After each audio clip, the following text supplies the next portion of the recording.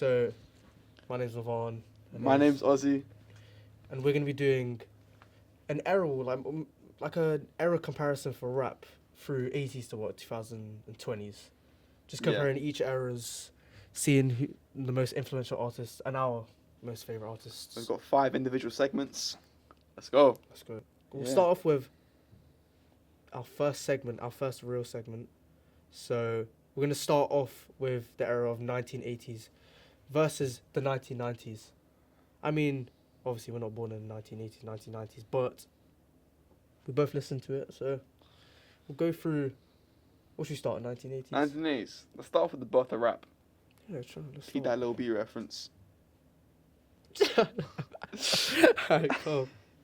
So, 1980s. I mean, most common known people in 1980s. Well, we got NWA, Ice Cube, Eazy-E, all them lot. Who else we got? LL Cool J. I mean, and in 1990s, to be fair, we got Tupac, Biggie. Let's do the strengths of the 1980s. So I'll say the strengths and you can do the weaknesses. Yeah, go on. Cool.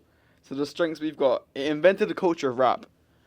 It was made of pure MC skill and it was all about the crowd control.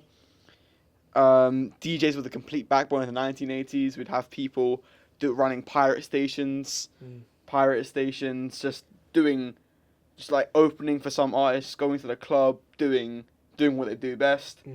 And then it was simple beats. But they were also still effective. Simple doesn't always mean awful. Simple can sometimes mean it was good.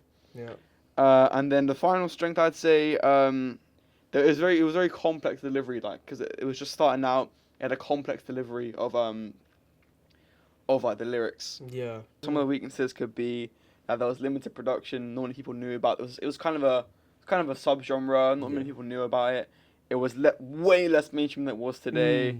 And the early experimentation, because now we've got experimental hip hop. The early experimentation wasn't the best. It was kind of rough because people didn't really have they weren't really used to that type of music. Yeah, exactly.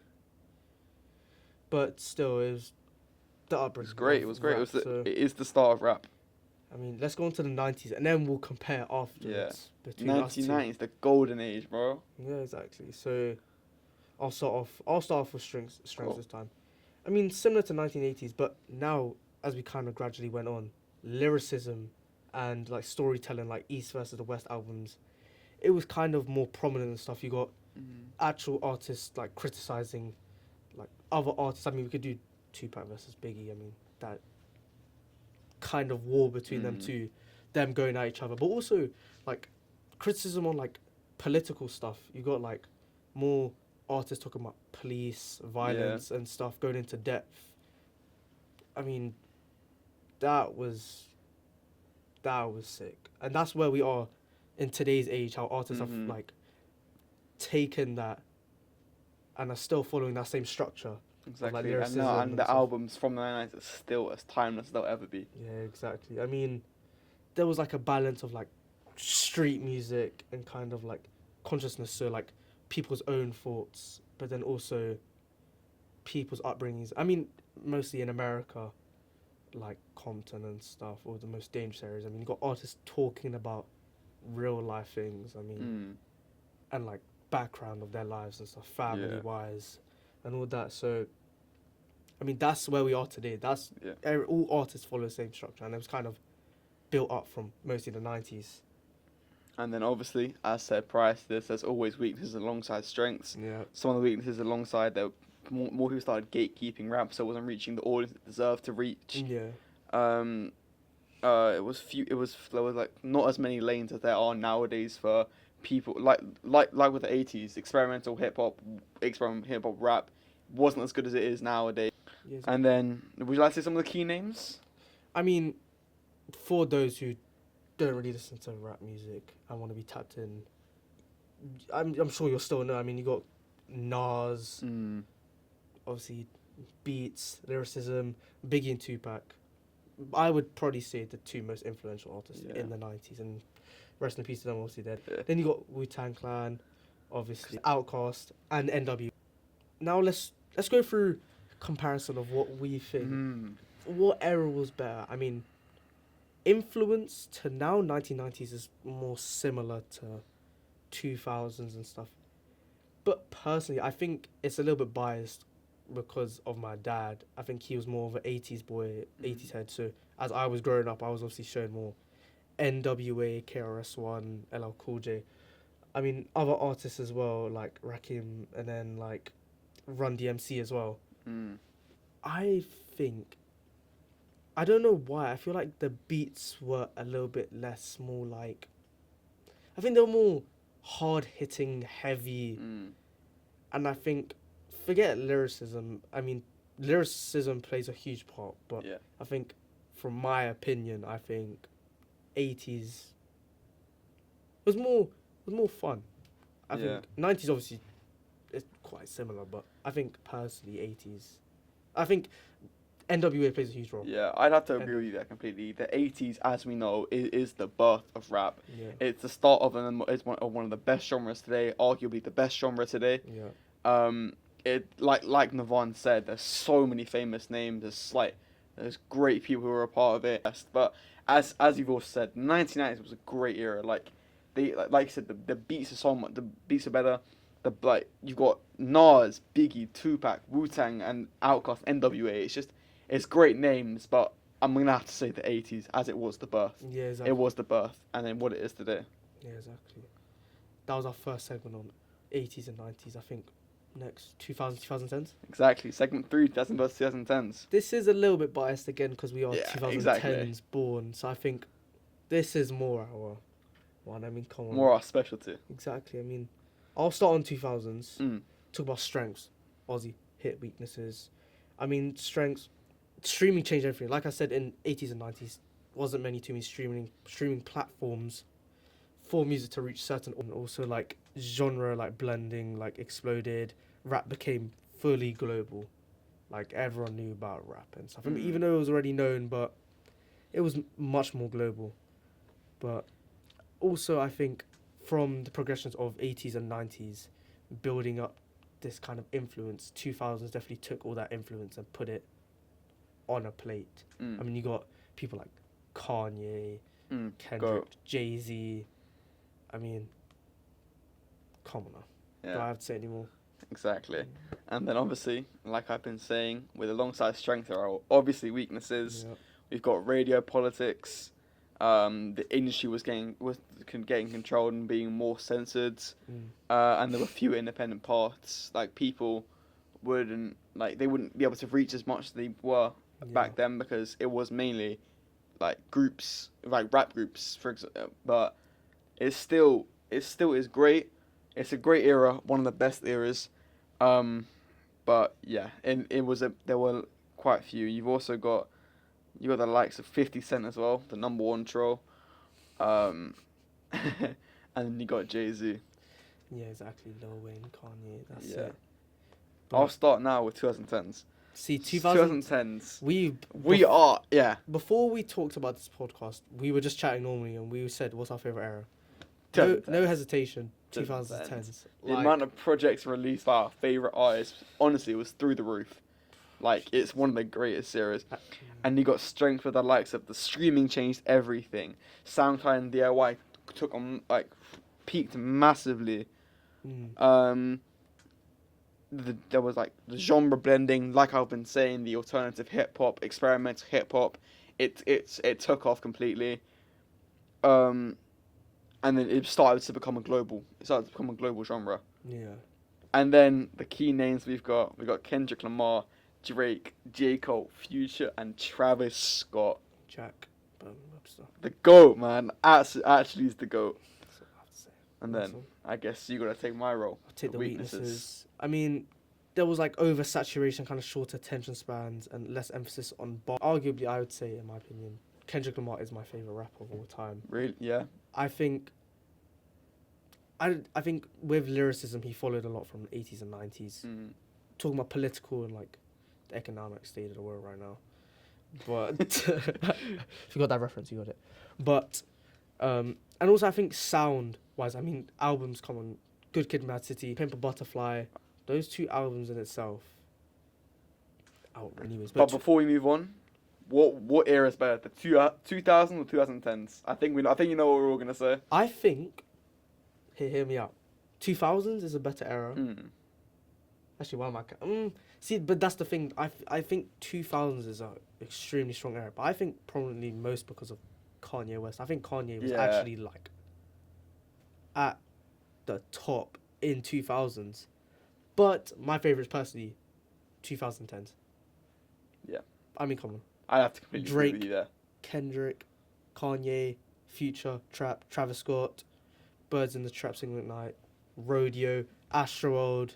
Generational albums were released in 2010s, man. It has to be 2010s to take the win. He is outrageous. And then Kendrick, Kanye. I mean, you still got Kanye. You got Life of Pablo, My Beautiful Dark Twisted Fantasy. I mean, come on. But to be fair, this is the start of his fall off. I'm not gonna lie. 20, yeah. Now, when we talk about our next year, 2020s, we're gonna go into detail about Kanye West's fall off and how Yeah. he went from the likes of Graduation to Vultures 2, which, don't get me wrong, it's a decent album, but he could have done so much better. It's untrue. Yeah, exactly. Yeah, that's right. I mean, now we're talking about 2020s, so I think we slowly kind of got onto it. So now we're Yeah. going to go fully into 2020s versus kind of like everybody. I Mm. mean, like, 2020 is like so far, strengths-wise. There's also like really hyper niche sound. I Yeah. mean, you got artists. I know we're talking about American artists a lot, Yeah. but if we dive into like UK underground, there's a lot of niche artists. Like, Mm. personally, I don't really want to talk about, but like Fake Mink, SDK, Yeah. right? But as much as they are, like, they aren't really what's the word? They aren't really underground anymore. They're not really, but that's because super niche sounds are kind of being recognized more. I mean, Yeah, exactly. we're kind of used to the old beats and stuff. Now it's really taken a Yeah. much more experimental turn and stuff. I think visuals and aesthetics kind of Yeah.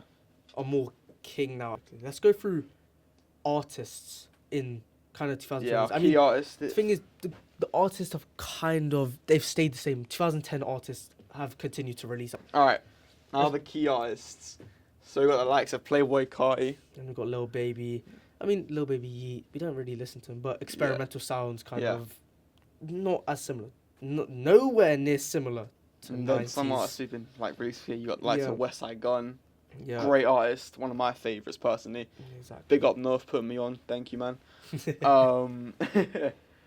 But yeah, it's One- just great. It's just One some great thing we artists. didn't talk about though. We were getting onto Kendrick Lamar.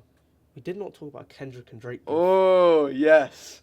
We didn't talk about this. I I mean, arguably, I think Kendrick. I think we Lamar, can all agree. And we Kendrick won the beef. We all know Kendrick Lamar won the beef. I think the lyricism, the beats, Yeah. kind of the Alchemist beat on Meet the Greyhound. Yes, I mean, man. and then but not like us, the cherry on top. Yeah, the destroying him. eeriness of like Meet the Grahams, insane. Drops a diss. 30 minutes later, Kendrick drop. Kendrick what? Kendrick dropped, you're lying. Oh my god, he did! Wait, he actually dropped! Wait, what the fuck? Kendrick dropped immediately?